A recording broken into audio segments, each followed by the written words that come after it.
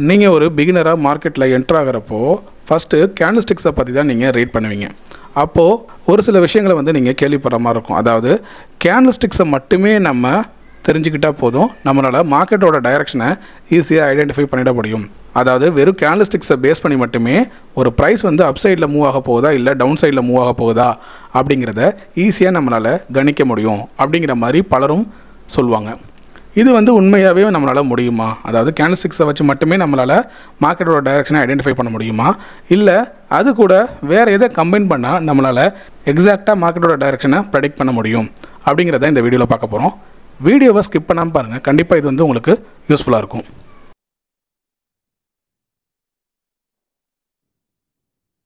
இப்போ ஃபஸ்ட்டு நம்ம கேண்டிலை பற்றி பார்த்துருவோம். இது வந்து ஒரு புல்லிஷ் கேண்டில், ஓகேவா? புல்லிஷ் மர்போசோ அப்படின்னு சொல்லுவாங்க. அடுத்ததாக பார்த்தீங்கன்னா இது வந்து உங்களுக்கு ஒரு ஹேமர் கேண்டில்.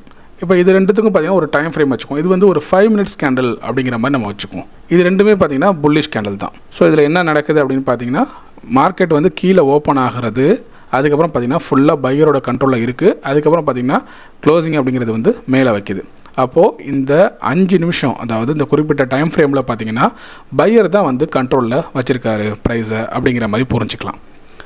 அடுத்ததாக இந்த கேண்டிலில் பாருங்கள். ஸோ இதில் வந்து ப்ரைஸ் ஓப்பன் ஆகுது, அதுக்கப்புறம் செல்லர் வந்து என்ன பண்ணுறாங்க அப்படின்னா ப்ரைஸை கீழே கொண்டு வராங்க. திரும்ப இதுக்கப்புறம் என்ன பண்ணுறாங்க, பையர் கண்ட்ரோலை எடுத்துக்கிட்டு என்ன பண்ணுறாங்க அப்படின்னா க்ளோசிங் மேலே வந்து வச்சிடுறாங்க. இப்போ இந்த இடத்துல பையர் வந்து செல்லரை டாமினேட் பண்ணிட்டாங்க. அப்போ பையரோட கண்ட்ரோலில் மார்க்கெட் இருக்குது. அப்போது இந்த மாதிரியான கேண்டில் வந்து ஃபார்ம் ஆணுச்சு அப்படின்னா நீங்கள் தாராளமாக பை சைடு போயிடலாம் அப்படிங்கிற மாதிரி தான் சொல்லுவாங்க. ஏன்னா குறிப்பிட்ட டைம் பீரியடில் பார்த்தீங்கன்னா பையரோட கண்ட்ரோலில் தான் இருக்குது மார்க்கெட்டு. அப்போது டைரக்ஷனும் பார்த்தீங்கன்னா உங்களுக்கு அப் சைடு மூவ் ஆகிறதுக்கு தான் பாசிபிலிட்டிஸ் அதிகமாக இருக்குது.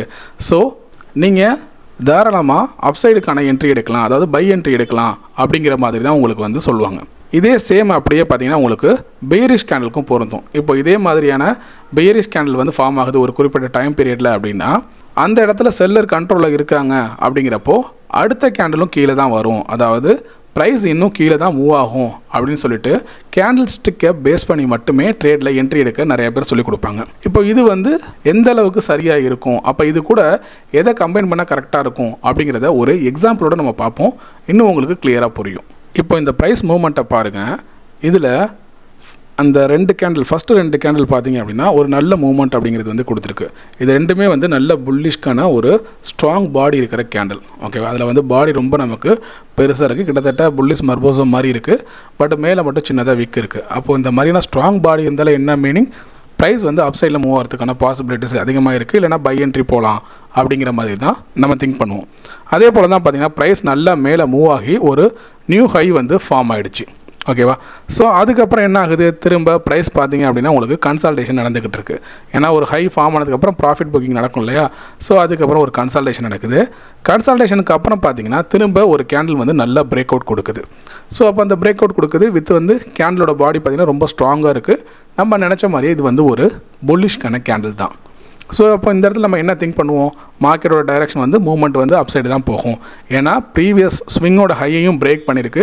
அதே நேரம் பார்த்திங்க அப்படின்னா நல்ல கேண்டில் வந்து ஒரு ஸ்ட்ராங்கான புல்லிஷ் கேண்டில் அப்படின்னு சொல்லிட்டு அந்த கேண்டிலோட க்ளோசிங்கில் பார்த்திங்கன்னா என்ட்ரி எடுப்போம், அதாவது பை சைடு போவோம். ஸ்டாப் லாஸாக பார்த்திங்கன்னா அந்த கேண்டிலோட லோ வந்து வச்சுக்கும். இதுக்கப்புறம் பார்த்திங்கன்னா ப்ரைஸ் எப்படி மூவ் ஆக போகுது அப்படின்னு பார்த்திங்கன்னா நமக்கு ப்ரைஸ் வந்து கீழே தான் ட்ராப் ஆகிருக்கு. இது ஏன் அப்படி நடந்திருக்கு, ஏன்னா இதுக்கு முன்னாடி ஃபஸ்ட்டு 2 கேண்டில் வந்து மூவ்மெண்ட் கொடுத்தப்போ நல்லா மார்க்கெட்டு மேலே போயிட்டு ஒரு ஹை வச்சுருக்கு. அதே போல் இப்போ ஒரு ஸ்ட்ராங்கான புல்லிஷ் கேண்டில் ஃபார்ம் ஆகியும் பார்த்தீங்க அப்படின்னா அதுக்கப்புறம் ப்ரைஸ் வந்து ட்ராப் ஆகிருக்கு. இந்த இடத்துல வெறும் கேண்டிலை மட்டுமே நம்ம கன்சிடர் பண்ணோம் அப்படின்னா இந்த மாதிரியான தவறுகள் நடக்கிறதுக்கு நிறைய வாய்ப்பு இருக்குது. அப்போது இதில் என்னத்தை கவனிக்கணும் அப்படின்னு பார்த்தீங்கன்னா, ஒரு கேண்டில் ஃபார்ம் ஆகிறது எந்த இடத்துக்கிட்ட ஃபார்ம் ஆகுது, அது வந்து ஒரு சப்போர்ட் கிட்ட ஃபார்ம் ஆயிருக்கா, இல்லை ரெசிஸ்டன்ஸ் கிட்ட ஃபார்ம் ஆயிருக்கா, இல்லை ஒரு பிரேக் அவுட் கிட்ட ஃபார்ம் ஆயிருக்கா, இந்த மாதிரி எல்லாத்தையும் நம்ம வந்து கன்சிடர் பண்ணோம். அதாவது அதோட மார்க்கெட்டோட ஸ்ட்ரக்சர், சப்போர்ட் அண்ட் ரெசிஸ்டன்ஸ், இது எல்லாத்தையும் நம்ம கன்சிடர் பண்ணுற மாதிரி இருக்கும். இப்போ இதோட மார்க்கெட் ஸ்ட்ரக்சரை தெரிஞ்சுக்கிறதுக்கு இதோட ஃபுல் சார்ட்டையும் நம்ம பார்க்குற மாதிரி இருக்கும். இப்போ இதுதான் பார்த்தீங்கன்னா ஃபுல் சார்ட்டு. இந்த சார்ட்டில் நார்மலாக ப்ரைஸோட மூவ்மெண்ட் எப்படி இருக்குது அப்படின்னு பார்த்தீங்கன்னா உங்களுக்கு இப்போ கிளியராக தெரியும். ப்ரைஸ் வந்து பார்த்திங்கன்னா உங்களுக்கு மேலேருந்து கீழே தான் உங்களுக்கு ஃபால் ஆகிருக்கு, அதாவது டவுன் சைடு மூவ்மெண்ட் தான் வந்திருக்கு. இப்போ உங்களுக்கு பொதுவாகவே ஒரு வீடியோ நீங்கள் பார்க்குறீங்க, இல்லை ஏதாவது ஒரு ஸ்ட்ராட்டஜி பார்க்குறீங்கன்னா குறிப்பிட்ட அந்த ஒரு சார்ட் பேட்டர்ன் இல்லைனா ஒரு பிளேஸை மட்டும் வச்சுக்கிட்டு அதுக்கு தகுந்த மாதிரி உங்களுக்கு எக்ஸாம்பிள் காமிப்பாங்க. பட் ஆனால் நம்ம ஓவராலாக என்ன பண்ணணும் அப்படின்னா சார்ட்டை ஃபுல்லாக நம்ம ரீட் பண்ண கற்றுக்கணும். அவங்க ஒரு ஐடியா கொடுக்குறாங்க அப்படின்னா நம்ம அதை மட்டும் அப்படியே ஃபாலோ பண்ணாமல் நம்ம வந்து அதை அனலிசிஸ் பண்ணி பார்க்கணும், அதாவது பேக் டெஸ்ட் பண்ணி பார்க்கணும் சார்ட்டில். ஓகேவா? அப்போ ஃபுல் சார்ட்டை இப்போ நம்ம பார்க்குறப்ப நமக்கு தெரியுது ப்ரைஸ் வந்து நல்லாவே மேலேருந்து தான் கீழே வந்து ஃபால் ஆகிருக்கு அப்படிங்கிறது நமக்கு நல்லா கிளியராக தெரியுது. அப்போது இதுக்கு முன்னாடி இருக்கிற ப்ரீவியஸ் ஸ்விங்கோட ஹை எது அப்படின்னு பார்த்தீங்கன்னா இந்த பாயிண்ட் இதுதான் பார்த்தீங்கன்னா ப்ரீவியஸ் ஸ்விங்கோட ஹை. அப்போது இந்த ரேஞ்சில் என்ன இருக்குது ப்ரைஸ் பார்த்திங்க அப்படின்னா இங்கே ஒரு கன்சால்டேஷன் அப்படிங்கிறது வந்து நடந்திருக்கு. அதுக்கப்புறம் என்ன ஆயிருக்கு, மார்க்கெட் வந்து அந்த ரேஞ்சை பிரேக் டவுன் பண்ணி கீழே வந்து ஃபால் ஆகிருக்கு. ஓகேவா? அப்போது இந்த ரேஞ்ச் இனிமேல் என்னவா ஆக்ட் ஆகும் அப்படின்னு பார்த்தீங்கன்னா இது வந்து ஒரு ரெசிஸ்டன்ஸாக ஆக்ட் ஆகும். இப்போ புரியுதா எதுக்காக ப்ரைஸ் அதுக்கிட்ட வந்துட்டு அதுக்கப்புறம் ரிவர்சல் ஆகிருக்கு அப்படிங்கிறது? அப்போது ஒரு ரெசிஸ்டன்ஸ் கிட்ட என்ன தான் வந்து ஒரு ஸ்ட்ராங்கான புல்லிஷ் கேண்டில் ஃபார்ம் ஆனாலுமே திரும்ப என்ன ஆகும், அது வந்து ரிவர்சல் தான் ஆகும். ஏன்னா அது இருக்கிற இடம் அப்படி. நம்ம ஒரு ஸ்ட்ராங்கான ஒரு கேண்டில் பையிங் கேண்டில் ஃபார்ம் ஆகிடுச்சு அப்படின்னு சொல்லிட்டு எல்லா இடத்துலையும் வந்து நீங்கள் அப்சைடுக்கான என்ட்ரியே வந்து ட்ரை பண்ணக்கூடாது. அது வந்து ஒரு ஸ்விங்கோட ஹையில் ஃபார்ம் ஆகுதா இல்லை லோவில் ஃபார்ம் ஆகுதா இல்லை அது வந்து ஒரு சப்போர்ட்டில் அந்த கேண்டில் ஃபார்ம் ஆகிருக்கா இல்லை ரெசிஸ்டன்ஸில் ஃபார்ம் ஆகிருக்கா அப்படிங்கிற மாதிரி நீங்கள் புரிஞ்சுக்கணும். இப்போ உங்களுக்கு வந்து ஒரு கேள்வி வரும், அப்படின்னு பார்த்தா இந்த ஃபஸ்ட்டு கேண்டிலும் உங்களுக்கு அந்த ஸ்விங்கோட ஹையில் தானே ஃபார்ம் ஆகிருக்கு, அதுலேருந்து மட்டும் ஏன் ப்ரைஸ் வந்து மேலே போயிருக்கு அப்படின்னு கேட்டிங்கன்னா ஆக்சுவலாக இது வந்து பார்த்திங்கன்னா ஒரு பிரேக் அவுட்டு. இந்த லைனை பாருங்கள், ஒவ்வொரு டைமும் இது வந்து உங்களுக்கு ரெசிஸ்டன்ஸாக ஆக்ட் ஆகிருக்கு. ஒரு 3-4 டைம்ஸ் வந்து இது ஒவ்வொரு டைமும் பார்த்திங்கன்னா ப்ரைஸ் ரிஜெக்ட் ஆகி அதுக்கப்புறம் தான் பிரேக் அவுட் கொடுத்து மார்க்கெட் வந்து பார்த்திங்கன்னா ஒரு ஃபுல்லாக ஒரு கேண்டில் ஃபார்ம் ஆகிருக்கு. இந்த மாதிரி பிரேக் அவுட் ஆனதுக்கப்புறம் கேண்டில் ஃபார்ம் ஆகிறப்போ என்னவா அது ஆக்ட் ஆகும், அந்த கீழே இருக்கிற ரேஞ்ச் வந்து உங்களுக்கு சப்போர்ட்டாக ஆக்ட் ஆகும். அதனால தான் இப்போ வந்து இது சப்போர்ட் கிட்ட ஃபார்ம் ஆகிருக்கிற மாதிரியான அர்த்தம். அதனால தான் அங்கேருந்து உங்களுக்கு சப்போர்ட் எடுத்துகிட்டு மார்க்கெட் நல்லா மேலே போயிருக்கு. இதுவே அதுக்கு முன்னாடி இருக்கிற அந்த க்ரீன் கலர் கேண்டில் பாருங்கள், இது வந்து ஒரு மர்போசா கேண்டில் தான். இதுலேயும் ஸ்ட்ராங்கான பையிங் இருக்குது. ஆனால் திரும்ப பார்த்தீங்கன்னா ப்ரைஸு கரெக்ஷன் ஆகி கீழே தான் வந்திருக்கு. இப்போ அந்த கேண்டிலோட ஹையில் என்ட்ரி எடுத்துகிட்டு அதோட லோ வந்து ஸ்டாப் லாஸாக போட்டிருந்தீங்க அப்படின்னா திரும்ப உங்களோட ஸ்டாப் லாஸை ட்ரிகர் பண்ணிட்டு அப்புறம் மார்க்கெட்டை மேலே போயிருக்கும்.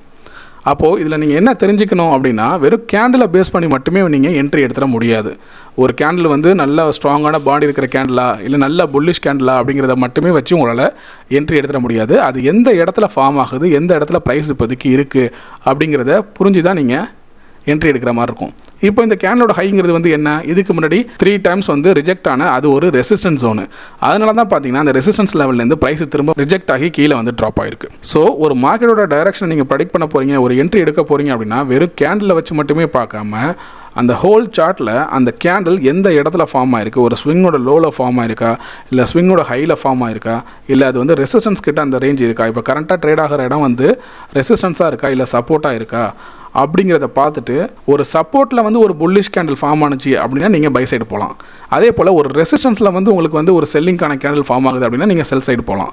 இந்த மாதிரி புரிஞ்சுக்கோங்க. அதே போல் ஒரு பிரேக் அவுட் ஆகுது, பிரேக் அவுட் ஆகும்போது ஒரு ஸ்ட்ராங்கான கேண்டில் ஃபார்ம் ஆகிருக்கா, அப்போ நீங்கள் வந்து என்ன பண்ணலாம் அப்படின்னா அப் சைடுக்கான என்ட்ரி எடுக்க ட்ரை பண்ணலாம். அதே போல் இதுக்கு முன்னாடி பார்த்து அந்த பிரேக் டவுன் இருக்குது பாருங்கள், அந்த பிரேக் டவுன் ஆகிற இடத்துல நல்ல ஒரு செல்லிங் கேண்டில் வருது அப்படின்னா அங்கே நம்ம செல் சைடுக்கான என்ட்ரி எடுக்கலாம்.